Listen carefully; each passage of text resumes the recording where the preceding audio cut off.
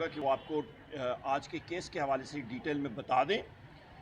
سب سے اہم بات یہ ہے کہ اس وقت ملک میں بے روزگاری اپنی انتہا پہ ہے۔ اس وقت آپ کا جو سیلاب کی وجہ سے اور اس کے پہلے جو حکومت پنجاب نے غلط گندم کی پالیسی رکھی، پہلے محسن نقوی جو اس وقت انٹیریئر منسٹر ہے، اس سے پہلے وہ نگران وزیر اعلیٰ تھا، 450 ارب روپے کی گندم امپورٹ کی گئی، پنجاب کے کاشتکاروں کی تباہی ہو گئی۔ اس کے بعد مریم نواز کی حکومت آئی اور انہوں نے کاشتکاروں سے گندم خریدی نہیں اور اس کو پرائیویٹ سیکٹر کے ہاتھوں میں دے دیا، اور وہاں سے جو گندم کی کرائسس ہوئی ہے تو روٹی کی قیمت اس وقت خواتین و حضرات 50% زیادہ ہو گئی ہے۔ ایک نان پنجاب میں جا کے دیکھ لیں تو 25 روپے سے زیادہ ایک نان ملتا ہے۔ وہاں پہ قوت خرید ختم ہو چکی ہے۔ ملک میں جو نقصان ہوگا، جو آپ کا پیداوار ہوگی آپ کے ملک میں، جس کو انگریزی اکنامکس میں گراس ڈومیسٹک پروڈکٹ GDP کہتے ہیں، شہباز شریف کی اس حکومت نے، یہ 4 سال شہباز شریف کی حکومت چل رہی ہے، PDM 1 PDM 2 اذان ہو رہی ہے، میں مختصر یہاں پہ بات کرتا ہوں۔ پاکستان کی خواتین و حضرات السلام علیکم۔ میرے بائیں طرف ہمارے بیرسٹر گور صاحب میرے وکیل بھی ہیں، بھائی بھی ہیں، پاکستان تحریک انصاف کے چیئرمین بھی ہیں۔ میرے دائیں طرف لطیف چترالی صاحب جو کہ ہمارے MNA چترال سے ہیں۔ میرے وکلاء حضرات سارے یہاں پہ موجود ہیں، ساروں کو السلام علیکم۔ پشاور ہائی کورٹ کے ہاتھے سے آپ سے مخاطب ہے۔ سب سے پہلی چیز آغاز میں یہاں سے کروں گا کہ میرے محبوب قائد جناب وزیر اعظم عمران خان صاحب، ان کی اہلیہ بشرا بی بی صاحبہ کے ساتھ جو اس وقت زیادتیاں ہو رہی ہیں، اس کو ہم لوگ کنڈیم کرتے ہیں۔ ان کو فیسلٹیز جو کہ جیل مینیول میں بالکل صاف طریقے سے لکھی ہوئی ہیں وہ ان کو مہیا نہیں کی جا رہی ہیں، زد و کوب کیا جا رہا ہے، ان کے حقوق سلب کیے جا رہے ہیں۔ یہ کسی بھی مہذب معاشرے میں یہ چیز الاؤڈ نہیں ہے، اس کی اجازت نہیں ہوتی، اور چیف جسٹس آف پاکستان جناب یحییٰ افریدی صاحب اس پہ نظر ثانی کریں، کیونکہ ملک میں جس وقت خواتین و حضرات انصاف نہیں ہوگا تو کوئی آپ کی انویسٹمنٹ نہیں ہوگی، آپ کی انویسٹمنٹ نہیں ہوگی، آپ کی بے روزگاری بڑھے گی، آپ کی بے روزگاری بڑھے گی تو ملک میں افراتفری بڑھے گی، آپ کے ملک میں افراد زر اور مہنگائی بڑھے گی، اور جو ساری چیزیں ہم لوگ دیکھ رہے ہیں اس وقت، اس پہ بھی مختصراً میں روشنی ڈالوں گا۔ پر میں یہاں پہ ایک عندیہ دینا چاہ رہا ہوں جو کہ پہلے آپ نے سری لنکا میں دیکھا، آپ نے بنگلہ دیش میں دیکھا، اس وقت آپ نیپال میں دیکھ رہے ہیں۔ بیرسٹر گوہر صاحب اور میں خود بھی انفارمیشن ٹیکنالوجی کے اسٹینڈنگ کمیٹی کے ممبران تھے۔ ہم نے بار انٹرنیٹ کی مانیٹرنگ کے اوپر، ان چیزوں کے اوپر وہاں پہ کمیٹی میں آواز اٹھائی، اس کے اوپر ہم نے بات کی، اس کو اپوز کیا۔ پیپلز پارٹی نے پھر آخرکار کسی پریشر کے تحت مسلم لیگ نون کے ساتھ مل کے تو اس بل کا انہوں نے سپورٹ کیا، پاکستان ڈیجیٹل بل جس کو آپ کہتے ہیں، غالباً وہی تھا پاکستان ڈیجیٹل بل۔ اور اس پہ آپ دیکھیں کہ اس وقت آپ کے سوشل میڈیا پہ کتنی کتکن لگ گئی ہے۔ پاکستان ایک شمالیہ کوریا جیسا سٹیٹ بن چکا ہے، اور یہ ایک بہت ہی افسوسناک بات ہے، پہلی بات۔ دوسری بات خواتین و حضرات، آپ یہ دیکھیں کہ حالیہ سیلاب میں آپ نے KPK میں بھی سیلاب آیا، پنجاب میں بھی آیا، سندھ میں بھی۔ KPK کے سیلاب کی نوعیت جو ہے وہ بالکل مختلف ہے۔ یہاں پہ کلاؤڈ برسٹ ہوتا ہے۔ کلاؤڈ برسٹ کا مطلب کیا کہ ایک پہاڑ ہے، اس کے اوپر چوٹیوں پہ اچانک بارش ہوتی ہے اور شدید بارش ہوتی ہے، اور وہ پانی سیدھا، کیونکہ اس کی پہاڑ کی اترائی اتنی ہوتی ہے، وہ پانی تیزی سے نیچے آتا ہے اور کئی گاؤں کو وہ اپنی لپیٹ میں لے جاتا ہے، جس طرح بدقسمتی کے ساتھ آپ کے بنیر میں ہوا۔ بیرسٹر گوہر صاحب کا حلقہ پیر بابا اور اس کے مصفات کے علاقے بہت بری طرح متاثر ہوئے ہیں، اور ہم نے تعزیت بھی کی، اور بیرسٹر گوہر صاحب اور ان کی ٹیم نے اور صوبائی حکومت نے، وزیر اعلیٰ خیبر پختونخوا علی امین خان صاحب نے بہترین وہاں پہ جرأت کا مظاہرہ کیا، اور ہمارے ساتھیوں نے اور سارے لوگوں نے، لا انفورسمنٹ ایجنسیز نے وہاں پہ لوگوں کی امداد کی، اور اس وقت ہم لوگ ریہیبلیٹیشن کی طرف جا رہے ہیں، اور چیکس جو ہیں وہ دڑا دڑ لوگوں کو دیے جا رہے ہیں۔ پنجاب میں ایک دوسری نوعیت کا تھا سیلاب، وہاں پہ سارے لوگوں کو معلوم تھا کہ سیلاب نے آنا ہے، سیلاب چڑھے گا، پانی مانسون میں چڑھتا ہوتا ہے، اور اس کی کوئی تیاری نہیں کی گئی، اور آپ دیکھیں کہ ملتان ہو گیا، فیصل آباد ہو گیا، جھنگ ہو گیا، لاہور ہو گیا، ان سارے شہروں میں آپ کا وزیر آباد ہو گیا، کہاں گئی وہ گڈ گورننس؟ کہاں گیا وہ فیڈرل حکومت؟ کہاں گیا شہباز شریف؟ کہاں گئی مریم نواز؟ یہ تو کوئی بات نہیں ہوئی کہ آپ تیاری نہ کریں. اور وہاں پہ بدقسمتی کے ساتھ جب تک آپ کے جو ساتھی ہمارے چاہے بیرسٹر گور صاحب ہوں، ہمارے باقی ساتھی ہوں، وہ امداد کے لیے اب جب جاتے ہیں، ہمارے M N As M P As Pakistan Tehreek Insaf کے، ان کو شیخ وقاص صاحب کی ٹیمیں وہاں پہ جا کے جب وہ امداد دینے کی کوشش کرتے ہیں تو پنجاب پولیس ان کے خلاف ایف آئی آریں کرتی ہے، ان کے وہ کیمپ کھیڑتی ہے، اور وہ کہتے ہیں کہ جی جب تک مریم نواز یا شہباز شریف کا فوٹو نہیں ہوگا یہ آپ لوگوں کی امداد نہیں کر سکتے. تو اس کو کہتے ہیں مافیا. مافیا عموماً یہی کرتا ہوتا ہے کہ کسی اور شخص کو اپنی ٹیریٹری میں آپریٹ نہیں کرنے دیتا. تو یہ تو ہو گئی ایک بات. آگے جاتے ہوئے صاحب ہی کی ہدایات تھے، اور ہدایات جس وقت دی تھی تو میں خان صاحب کے ساتھ ہی تھا، اور اگست میں انہوں نے ہمیں ہدایات دی تھی کہ آپ سپٹمبر میں جلسہ کریں. پھر خان صاحب کو ہم نے یہ میسج ضرور پہنچایا کہ اس وقت جو صورتحال ہے فلڈ کی، چاہے وہ کے پی کے میں، چاہے پنجاب میں، اور اسی طرح سندھ میں بھی ہے، اور ابھی تک وہ حالات میں نے خود دیکھ کے میں آیا ہوں، بڑے برے حالات ہیں. اور اس جلسے میں جس میں سے ہمارے ساتھی پنجاب سے بھی آئیں گے اور ہمارے ساتھی سندھ سے بھی آئیں گے، اس لیے خان صاحب سے ہم نے ریکویسٹ کی ہے جلسہ ضرور ہوگا انشاءاللہ، بہت بڑا جلسہ ہوگا. علی امین خان صاحب آرگنائز کریں گے، خان صاحب نے ان کو ذمہ داری دی ہے. پشاور میں ہوگا، اور انشاءاللہ تعالی مور لائکلی سپٹمبر کے اینڈ میں ہوگا. لیکن اگر ایک فورتھ کوئی ڈیٹ ہو جاتی ہے فلڈ کی وجہ سے، وہ خان صاحب کی نہیں، وہ ہوگا پشاور میں، جلسہ پشاور میں ہوگا. دیکھیں وہ 26ویں ترمیم کے بعد وہ ایک قسم کا سٹیپ ہی چل رہا ہے جس میں لکھا ہوا تھا کہ جب تک نئے کی اپوائنٹمنٹ نہیں ہوتی تو چیف الیکشن کمشنر اور ممبران جو ریٹائر ہو چکے ہیں وہ چلیں گے. وہ 25 جنوری کو 2025 کو ریٹائر ہوئے تھے، اور ہمارے leader of the opposition Omar Ayub Khan صاحب نے وزیر اعظم کو 2 لیٹر لکھے تھے، ان سے ڈیمانڈ کیا ہوا تھا کہ آپ اس پروسیس کو شروع کریں. لیکن آپ کو پتہ ہے وہ نہیں ہو رہا، اسی لیے 26ویں ترمیم کا فیصلہ ہوگا تو یہ بھی ساتھ ہو جائے گا انشاءاللہ تعالی. صاحب یہ بتائیے گا 2019 میں آپ کی یہاں پہ پی ٹی آئی حکومت نے action of civil power regulation per stay لیا ہوا ہے، ابھی تک سپریم کورٹ میں زیر التوا ہے آپ کا اسٹے، گزشتہ روز صوبائی سول پاور کے خلاف. تو کب پی ٹی آئی یہ اسٹے واپس لے رہی ہے سپریم کورٹ سے؟ نہیں دیکھو، مجھے اس کی زیادہ تفصیل کا نہیں اندازہ کہ کس قسم کے اسٹے انہوں نے حاصل کی ہے، اور اگر کوئی لا ہے. دیکھو ایکٹ ان سول پاور جو ہے وہ ایک کنسٹیٹیوشنل پروویژن ہے، آرٹیکل 243 وغیرہ میں موجود ہیں، ایکٹ ان سول پاور موجود ہے. اور ہم یہ چاہتے ہیں کہ ایکٹ ان سول پاور بھی ہو،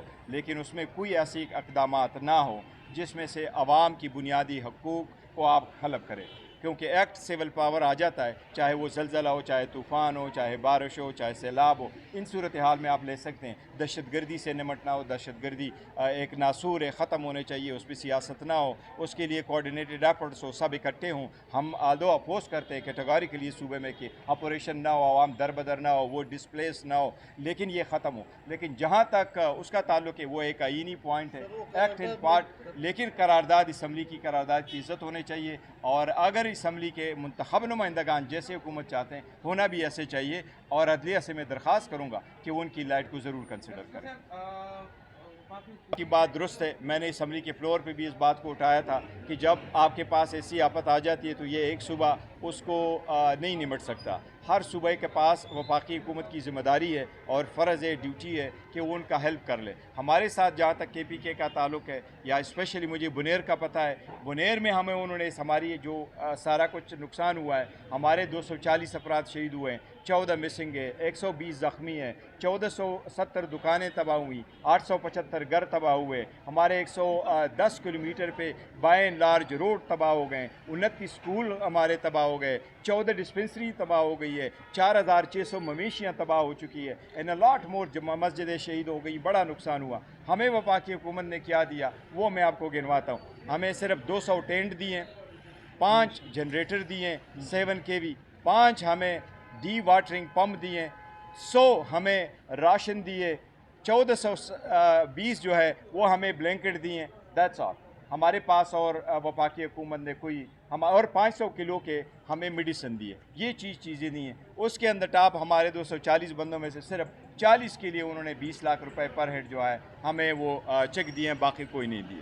تو اس لیے میں نے اسمبلی کے فلور پہ بھی کہا تھا, وفاقی حکومت سے مطالبہ بھی کیا ہے کہ ہمارے جو درہم برہم ہوا ہے ٹیلی کام سسٹم اس کو ٹھیک کر دیں, آپ الیکٹریسٹی کو ٹھیک کر لیں, ہمارے بچوں کی اسکول کی فیس معاف کر دیں, ٹیکسز میں رعایت دیں, ہمارے انڈسٹریز ہیں وہاں ان کے ٹیکسز اور ان کی بجلی کے مراعات دے دیں. وہ ایم ڈی کیٹ کا ایگزام ہے, بچوں کا بڑا سیریس ایشو ہے, کے پی کے بڑا متاثر ہوا ہے. میں وفاقی حکومت سے پرزور مطالبہ کروں گا. میں نے اسمبلی کے فلور پہ بھی کہا تھا, ہمارے بچے ہی ہمارے جوان ہمارے مستقبل ہیں, ان کے لیے ان کے پیش نظر دیکھتے ہوئے سیلاب کے پیش نظر جو ان کی فیملی در بدر ہو گئی ہے اور زیادہ تر علاقے ہوئے ہیں کے پی کے ہمارے 12 ضلع جو ہے نا افیکٹ ہوئے ہیں, لہٰذا وہ انڈیکیٹ کے ایگزام بھی تھوڑا سا پوسٹپون کر دے تاکہ بچے تیاری کر سکیں اور وہ اچھے ذہن کے ساتھ وہ کر سکے. تو وفاقی حکومت سے ہمارا مطالبہ ہے. شکریہ جی, تھینک یو.